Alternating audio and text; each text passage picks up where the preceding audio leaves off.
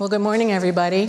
Thanks for coming here. I know I've been involved with GASA for many years, and this is definitely the largest crowd I've seen here in the States, so we're really glad to be here. My name is Kathy Stokes, and I'm with the AARP Fraud Watch Network, and in the next 30 minutes, we're going to try to set the center of gravity for why we are all here together.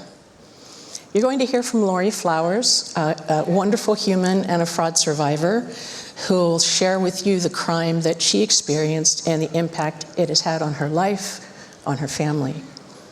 You're then going to hear from my colleague, Amy Nofziger, who runs the Fraud Watch Network Victim Support Programming, and Trina, Clayeux.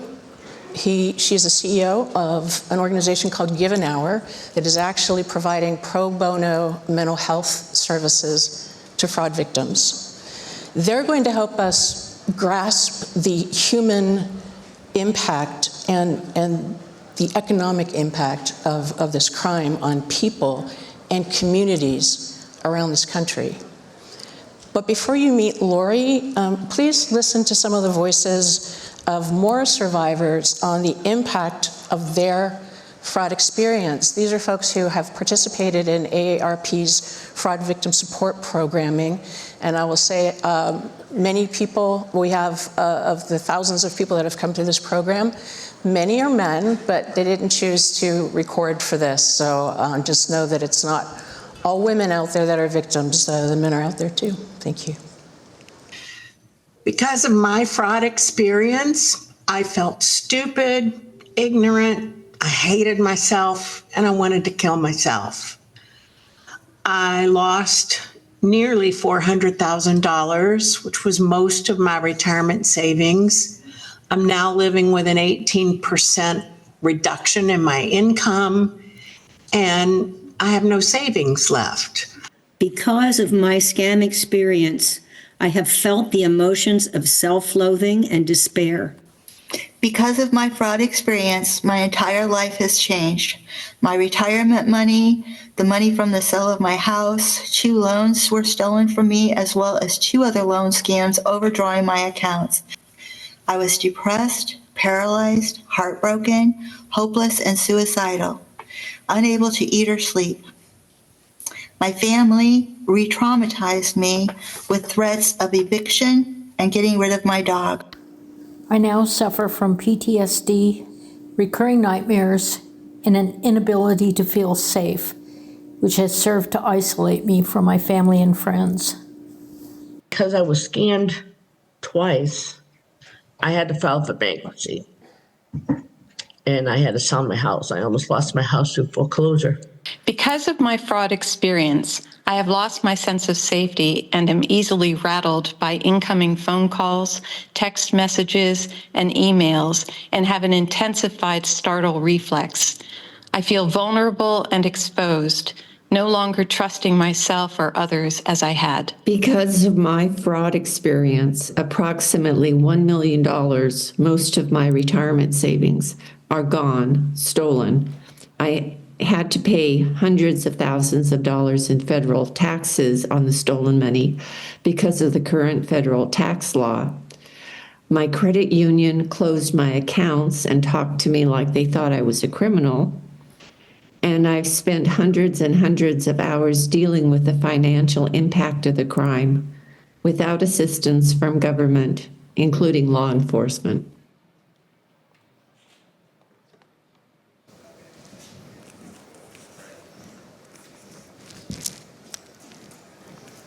Hi, everybody. Kathy, thank you for having me. My name is Lori Flowers. I'm not in any of your worlds, but actually you could all be in mine and help me and other victims that are like me. Those were my friends on the tape, people that I've met through the AARP Fraud Network Support Group, who have built me up so that I could be here today and share what it feels like to be forever changed by online scams. I hope after my few minutes on stage, you'll challenge your beliefs of what a victim looks like, thinking what we shouldn't have clicked on or how we should have just gotten better educated about scams. Instead, what I'll ask you to think about is how criminals are able to attack their victims at scale and think about how your organizations can play a part to protect victims and their financial futures. When I was scammed 3 years ago, I was a wee 54 years old. My job title was Executive Oncology Account Manager at a global pharmaceutical company. I have 25 years of documented sales success on my resume. I was happily divorced, for real, with 2 great kids. One was a college grad with a big girl job out of state, and my son was playing college football pursuing his degree. I'd been busting my ass my whole life to make sure that those guys would graduate debt-free and that I have plenty for retirement. Travel a little bit, keep myself up, and generally live my best life. And I was doing it. It's ironic that at that point I was feeling the best I'd ever felt, emotionally, physically, financially. But that's when I got the message on LinkedIn. That's right, I wasn't on Facebook. I wasn't on the dating apps. I wasn't lonely, lacking connection, or trying to make a mint trading crypto. I'm a generally private person, and I'm kind of smug about my only social media presence being LinkedIn. But it turns out that's all I needed to have to be a prime target. It provides my location, my job title, and my tenure, which can give anyone a pretty good idea of my age, income, and likelihood of having a 401k. Herman, working for Shell Oil, reached out in January of 2022 with a polite in-mail saying that he was moving to my area in May for consulting work. He asked about COVID vaccination rates and whether the city I lived in was health-minded. I didn't answer the first message. It seemed kind of weird. A week later, he sent another one, though, apologizing for bothering me. He explained that, of course, he could Google the information, but appreciated hearing firsthand from a resident of the area. So I thought, low cost, I can answer that message. I sent him a link from the local Chamber of Commerce and inquired how he came to ask me these questions. He said that we had both commented on a LinkedIn post about pancreatic cancer, and that moved him. That led him to look at my profile, and what a coincidence. I lived in the area that he was moving to. We had some back and forth conversation in the app before he asked to take the chat to Gmail. Again, we exchanged a few messages there, and a couple of weeks after that, we moved to communicating via WhatsApp into the phone. My time slot up here prevents me from getting into all the gory details of the 6 months of communication, but suffice to say it was a true grooming. He didn't tell me I was pretty one day and then drain my life savings the next. It was 4 months of twice daily long conversations and thoughtful emails before the subject of money ever came up. You may have heard of the oil rig scam. I hadn't. I'm not a big Dr. Phil girl. But it gives the reason why we can't video chat, why his bank access is tricky from the ship, and why we can't see each other at will. When he won the bid for the job outside of Houston, he sent me his flight info, and I tracked it on the Delta app.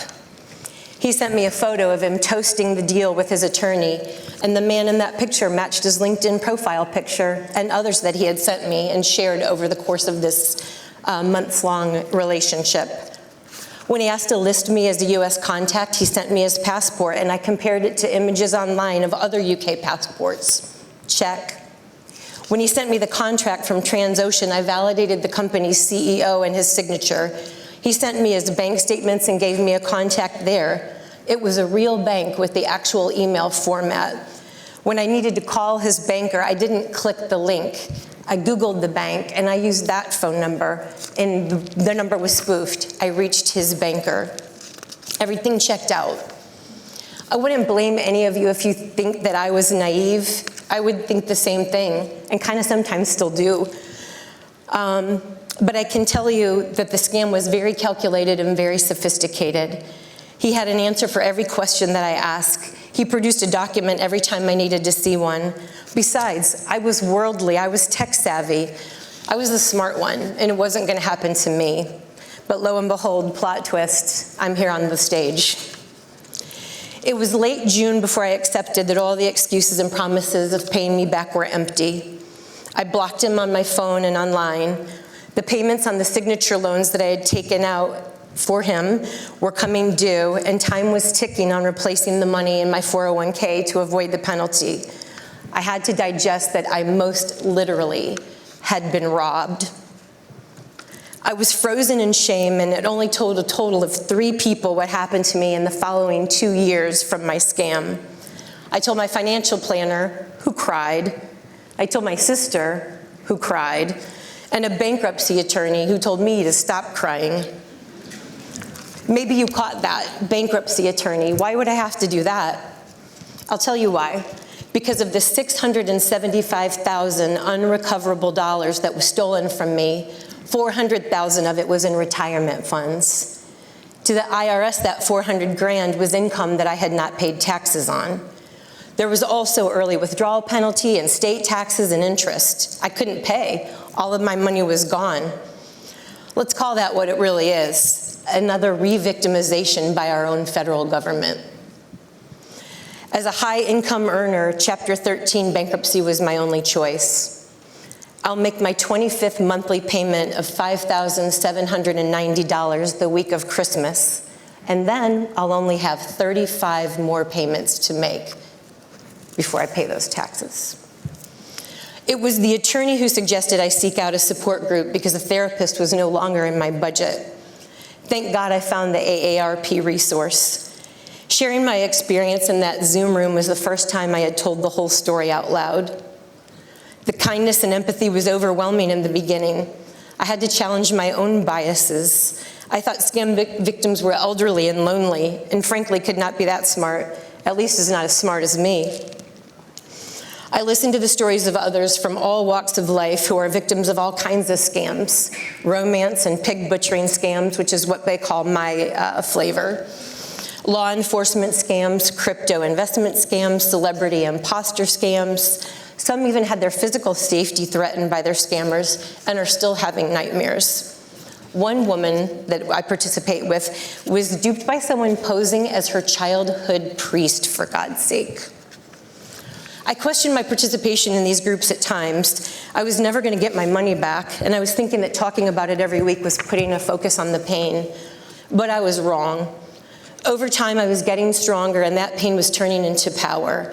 I was accountable to my Tuesday afternoon support group, and I continue still to look forward to connecting and celebrating the progress that we're making together with my new friends. In that community, I slowly gained the courage to tell my sister and a friend, but I was determined to keep this from my kids until the bankruptcy was paid. I didn't want them to worry about me or to think that they couldn't count on me if they needed help. Well, that was my plan. Until July of this year, when I attempted to co-sign my son's lease. I was standing in the grocery store when he called to let me know he didn't get the apartment. He said, "Ma, it's none of my business, but they said something about a bankruptcy. I didn't get the apartment, I didn't qualify." I stood in the produce department with my heart beating out of my chest. I was sick to my stomach. I was outed, but it needed to happen. I spilled the beans and the shame started to lift. Receiving the love and support of family and friends was what I needed. They understood what I didn't, that I had done nothing wrong. So the scam ended in June of 2022, but there is no end to the impact. I make a good living, but all my discretionary income goes to a court trustee. For 5 years, I don't have any money to save. I can't recoup my loss, what was stolen. I have no credit cards. The bankruptcy will be on my credit report for 7 years. If I die before I pay it off, my kids will have to use the life insurance to pay the tax debt. Crazy, right? But it's true. In my field of work, if I want to apply for a new job, to get a better job, a higher paying job, I have to have a credit check. And so how do you think that plays out professionally? Think about your own networks if somebody found that out. If I get sick or there's a disaster, I worry about what social safety nets I might have to rely on because my savings is gone. There's still so much more to say, but it's not all gloom and doom. I can take a joke. I have a village of support that surrounds me. And today, here, I have the privilege to speak up for my Tuesday support group friends of all ages across the United States, all with different backstories. And we represent just a tiny sliver of victims. There are hundreds and thousands of us who continue to pay a steep financial and emotional price. We all need your leadership to put an end to this tragic crime that is causing so much devastation. Thank you. I appreciate the opportunity to share our story. Hey,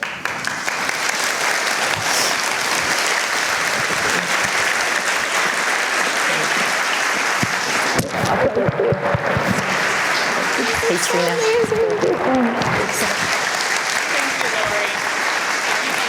You want to stand? Can you stand? Okay. If you want to sit, we'll let you sit. I can stand. Hi, everyone. My name is Amy Nofziger. I'm the Director of Fraud Victim Support at AARP's Fraud Watch Network. And I don't know about you right now, but I'm feeling a little pissed off and a little emotional. And here's why. Because through the Fraud Watch Network helpline, we hear Lori's story about 250 times every single day. That is not to take away the powerful woman we have standing here today. But let me tell you, we hear her story, and that is BS. And we are all responsible for that. So what I am trying to get out of these 2 next days is when you're in these sessions and you're talking about everything that you have done, talk about what you haven't done. What could you do? What could you do from the 10 minutes before Lori logged on to LinkedIn to standing right here today? What are we doing for her? Because that is who we need to keep at the center of every single thing we do.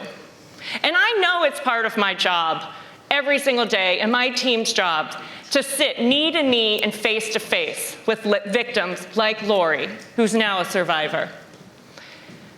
Do you actually sit down with them and talk to them and hear their story? If you don't, not to put any pressure on you, Lori, but try to find Lori today and maybe look in her eyes and then think about what you're going to talk about in your session and how maybe it could impact Lori's life. And it's not just Lori's life. Yes, almost $1 million plus was stolen from her. But you know who else it's being stolen from? Every single one of us. Because you know what? Yesterday was Giving Tuesday. How many of you gave to your local charity? I bet a lot of you. Last week, Small Business Saturday. How many of you went to a small business and spent money? The economic loss that is happening in our communities is going to devastate them. I bet Lori did not donate yesterday on Giving Tuesday. I bet she was not shopping at her small business last Saturday. I will tell you what, and I'm not trying to make a joke about this, but if I lost $1 million and $1 million was stolen from me, I know there would be stores calling and asking where the hell I am. Are they asking you that? Think about how much you spend at your local coffee shop. So the problem with fraud that we see on a daily basis is we're all pointing the fingers. We're all pointing the fingers. We're pointing it at the victim. We're pointing it at the businesses. We're pointing it at the bank. We're pointing. And I just implore you this week is turn that finger and point it at yourself and say, what can I do for Lori and the millions of other Loris and Lawrences out there who have this crime happen to them, and how we treat them more like the criminal than we do the victim of crime.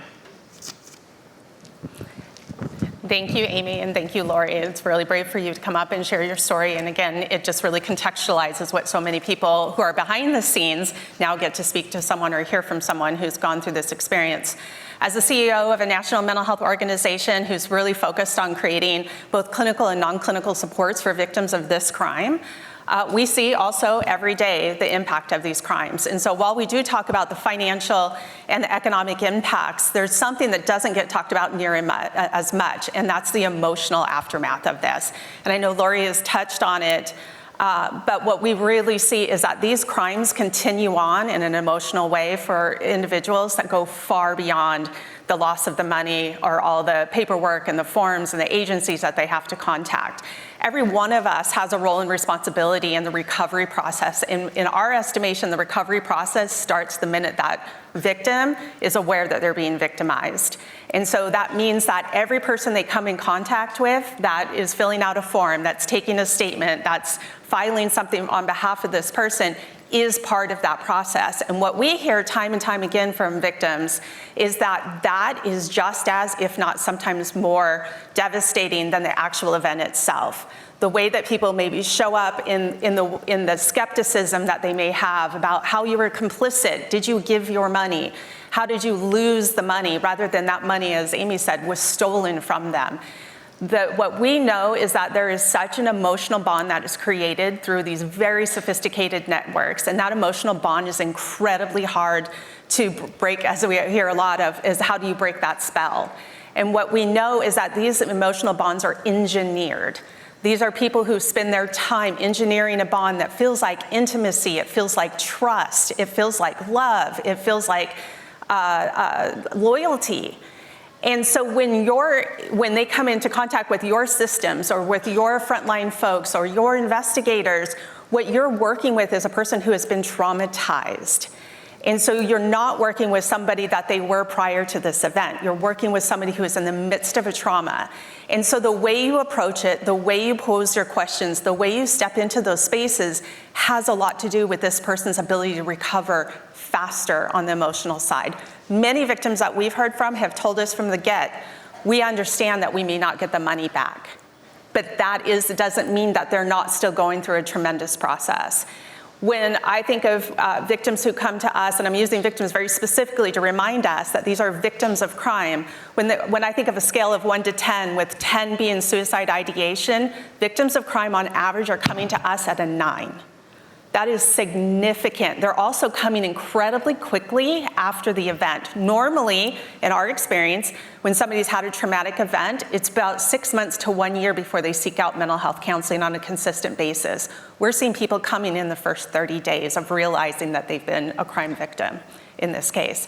And so, as Amy said and Lori said, this is not one of us will be able to solve this alone. You can have the best AI technology, you can put a transaction block on someone, you can have some sort of script put in place, but I'm telling you, if you do not have the human component, a trauma-informed way of approaching that person, you're not gonna break through that spell.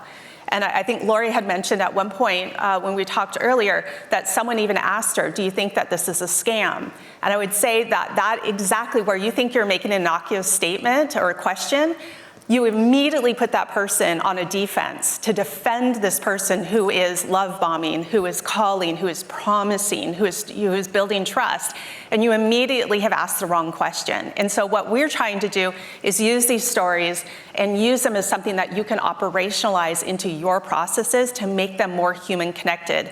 Because I can tell you that with all of the protections that we're putting in place, until you have a human intervention, you're not going to be able to break that spell. Thank you.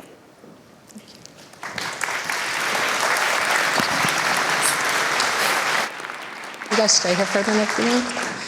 I just want to thank Lori for coming here and sharing her incredibly powerful story, and for Amy and for Trina to put this in the context. We all need to understand this. You know, fraud, it's kind of like tossing a stone in the water.